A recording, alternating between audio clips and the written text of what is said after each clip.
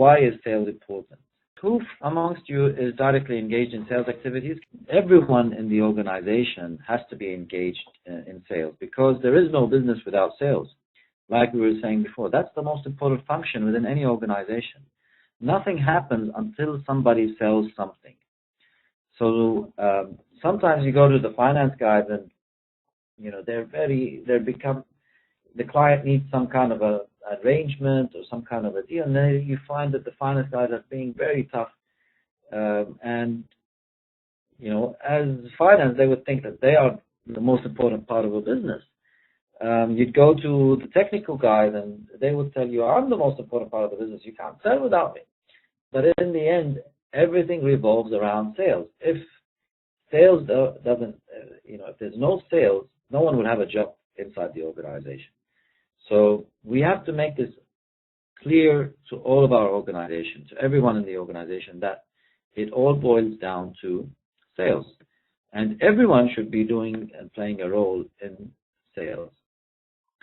The problem is, sales functions are not really likable and appreciated by everyone. You know, very few people would say that I'd want my kids to grow up as salespeople, right? How many of you would want your kids to grow up as salespeople? I would, but very few would like that. A lot of people would want them to go into more professional fields like engineering or, you know, medical fields, etc. Because sales seems as though it's not really a professional kind of nice. Most general managers or CEOs of huge companies originally started off as sales, or they had a sales role involved. Even prime ministers, as you find, or presidents that go from one country to the other, they are salesmen for those countries.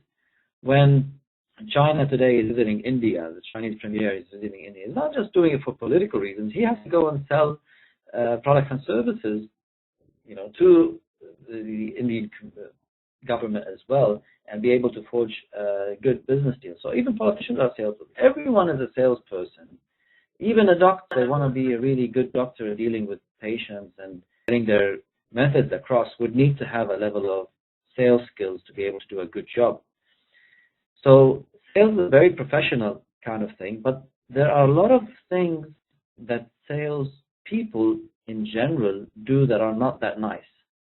And I'm talking a lot about the masses of sales that are out there. There are many salespeople, and this is why people generally don't like sales, because anyone could be a salesman or a saleswoman. You find a lot of salesmen and women that work in retailers or work in, you know, dealers, like especially used car dealers are famous for being such bad salespeople, because in the end, their aim is to sell a car to someone who will come back after 5 years or maybe never come back to buy another car. So they don't care if they sell a wrong car, you know, or a car that isn't that great.